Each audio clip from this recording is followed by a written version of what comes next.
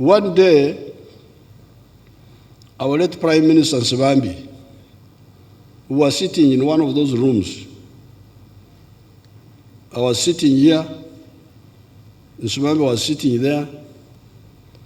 There was a rich man, I've forgotten his name, from America, a white man, whose company has got wealth bigger than the GDP of the whole of East Africa. So I was trying to convince this man to come here. And Nsibambi said, you write to me, that this man writes to him. I told Nsibambi in Uganda, uyo musajja tasobola kuwandikira gwe.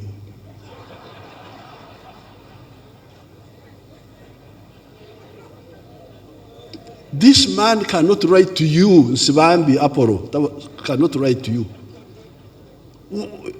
The man has got wealth bigger than the GDP of East Africa. And this man is sitting there, you write to me, as if he's applying for a job. If that is the mentality, then why did we set up Uganda Investment Authority? We set up Uganda Investment Authority, Okusaka, Kutusakira, to get for us people, bring them. You are the one to take the trouble to bring them, not sit there and they beg you as if you are going to give them welfare money or what. So this ignorance must end. I told Nsibambi in Uganda, uyo musajja tasobola kuwandikira gwe. You just overestimate yourselves. So this tossing up and down investors must stop. This is the biggest problem I have. You need to kusikiliza, you need to bring. That's number one. And corruption by some decision makers. Corruption. They want to get money from these investors. Can you imagine? Not only do they waste their time, but they also want to, the ones who bribes you is the one who is desperate. But the real credible investors will not waste time with you. You delay him, he doesn't even come back.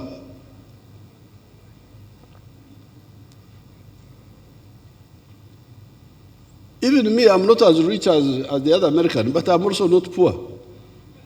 You can't waste my time with my cows. I just say, okay, I just go back to my cows. I have no time to waste with people who are not serious. So the two problems, which are a blockage, because now we have the educated population, our children are educated, electricity is now there, the roads are there, security is there, the raw materials are there, the production is there of raw materials. The problem is value addition.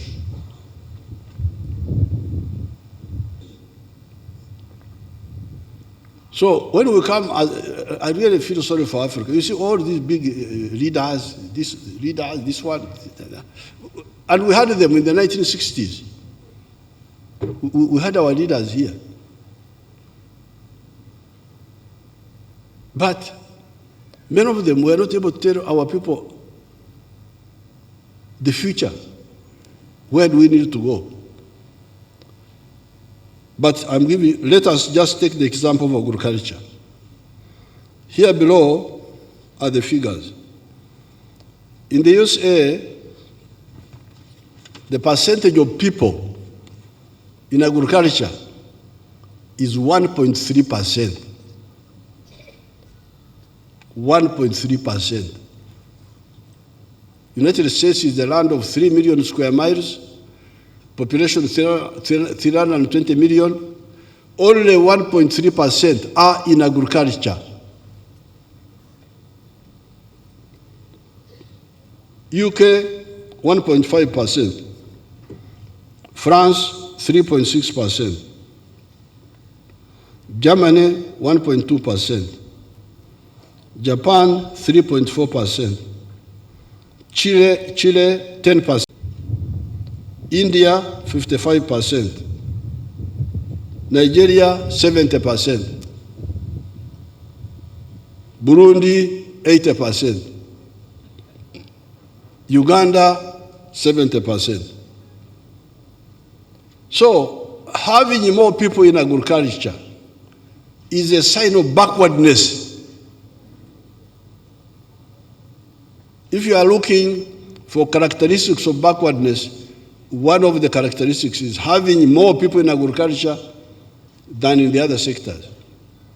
And secondly, having more people living in the rural areas than living in the towns. Therefore, the quadritia, these are my words, they are not for the other group, because they give me that power that I'm the one to read the speech. So I read theirs, but also mine. Therefore, the quadritia efforts we are currently involved in, the four layers of efforts, are in order to enable Uganda to achieve this metamorphosis. I was telling you, one of the MPs asked me a question which helped me to remember. We must have these three levels of efforts. Tier 1, involve all adult Ugandans into the money economy with the Chibaro through the PDM, Emyoga, etc. All Ugandans must be involved in the money economy. The 39% must join in. Sale helped us with 29%, but we now need to remove the other 39, or to join the money economy through PDM and Emyoga. Tier 2, add value to all the raw materials that do not have to be consumed fresh, so that we create more jobs and get more money for our sweat. Tier 3, build a knowledge-based economy using advanced scientific knowledge such as the technology of automobiles, therapeutics, etc. Chira, you the MPs, we need to support Chira so that they get moving. Instead of having only the economy of coffee and tea and tobacco and marakwang and I don't know what.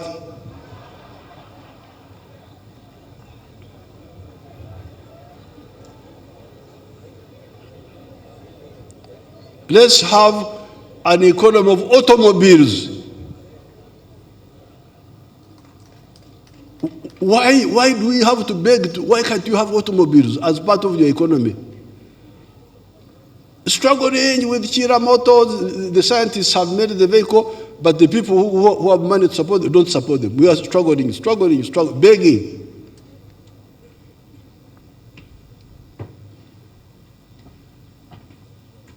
I know in our clans, we have got M0, Okwedira, but we should not Okwedira transformation. Okwedira okukola motoka zikito sikiriyo. Let's have part of our economy based on automobiles.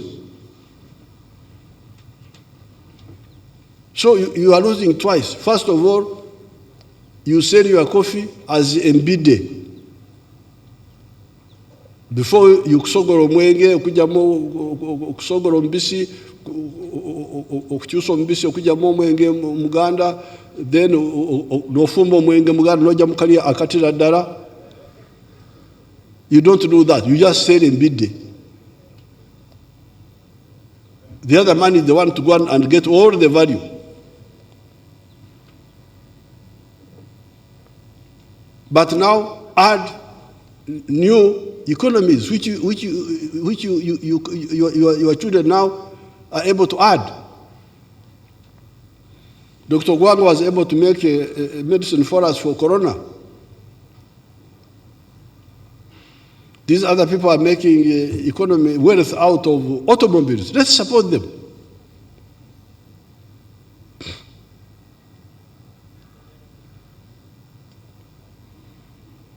And Tier 4, expand and modernize the services sector. Services sector, health, education, tourism, hospitality, entertainment, sports, etc. Among the services, it is good that our youth are active in music and sports. In music, we have been assisting some groups and individuals to build recording capacity in the country. General Saleh has been coordinating with the musical groups. Capital and equipment will be provided to our talented groups. At the local level, in the countryside, artists are one of the 18 myogas. You have seen how our youth have excelled in the sports, marathon, etc., Cheptegei and the group. Since 1986, we have been struggling with the economic recovery, expansion, diversification, and transformation. The talented sports youth have come up because of these general improvements. With a bit more revenues that we have now, we shall focus deliberately on sports by building more stadiums and training facilities. It is good that the higher altitude training center at Teriet is now finished. These are just endozo, jaribu. In Ntungamo, there were women who were selling beer, local beer. When you come there, you say, somebody would come and say, I want you to first, I want to taste first. It's called Okoroza. He drinks here, he says, this is not good.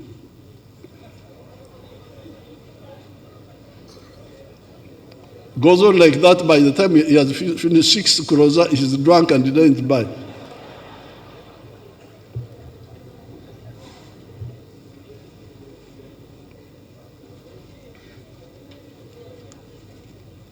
With our growing economy, we shall do much more for sports. It is good, therefore, that the East African countries together put in a bid for AFCON, the continental football competition of 2027. Apart from Nambole and Nachivubo, we need more world-class stadiums to be built. It does not matter whether they are government or private, as long as they are in Uganda. On the side of the music, the Attorney General and the Minister of Gender need to resolve the issue of the copyrights. It is not fair not to protect ownership of Okuhimba. Okuhimba is the Nyankore word for composing songs. That is how we shall be able to create a big economy by doing the 4 tiers, the ones that I mentioned. Shall be able to create a big economy that is able to accommodate our expanding population. In 1810, the UK had a population of 10 million people. A priest by the name of Alfred Malthus started pushing views that the population in the UK was too big, etc. The UK has now a population of 70 million people that is many times more prosperous than that of Malthus's time. What happened? It was the metamorphosis of the society and the economy into a middle-class, skilled-working society. You cannot have peasants producing younger peasants on increasing the fragmented agricultural plots, and you think that you are not an enemy of your country, if, as a leader, you do not see this and combat it. So to sit here as leaders of whatever we call ourselves, like I was watching our leaders in the 1960s, and we were telling them about these things that time. You people, you go abroad, because even in the colonial times, I remember even in 1955, they would take our chiefs. The British would take our chiefs to England for study tour. But when I was in the school system in the mid 60s, and I was reading, I had not gone abroad myself, but we were reading. I started asking these people, you go abroad and you see what's happening there. Why don't you tell us when you come back? To copy. You go and see progress, you come here and you maintain backwardness in your own people. You supervise, oversight role over.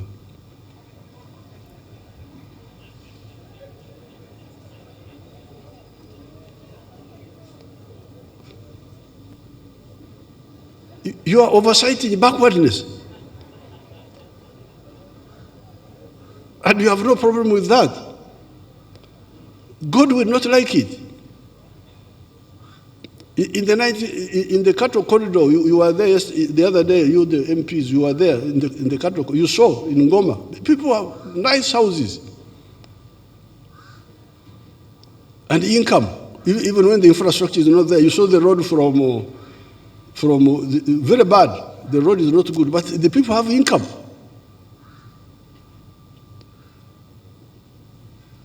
So therefore, every leader who is calling himself a leader, even these religious leaders, the cultural leaders like these who are here,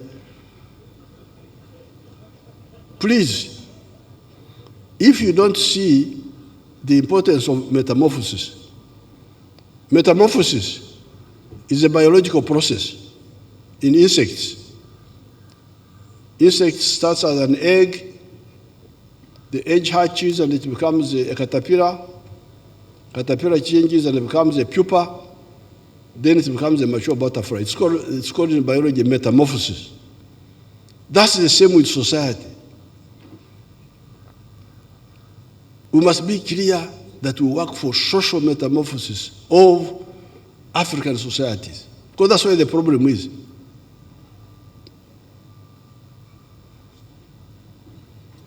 The middle class women who live in the town here, they don't carry women or children on their back. You don't find tying children in the back there.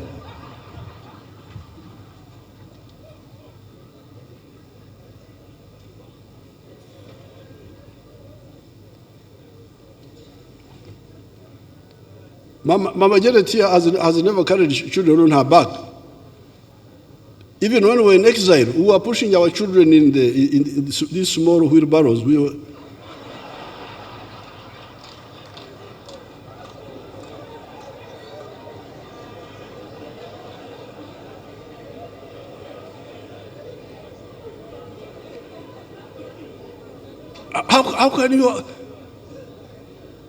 How can you have a society? You have got a few people where the children are being pushed in those small, whatever they are, those small vehicles,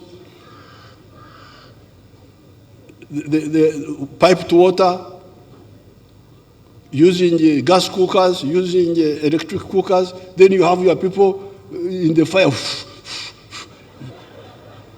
This is not acceptable. It's a betrayal. And we say we are leaders. Excellency, right honorable this one, right honorable that one.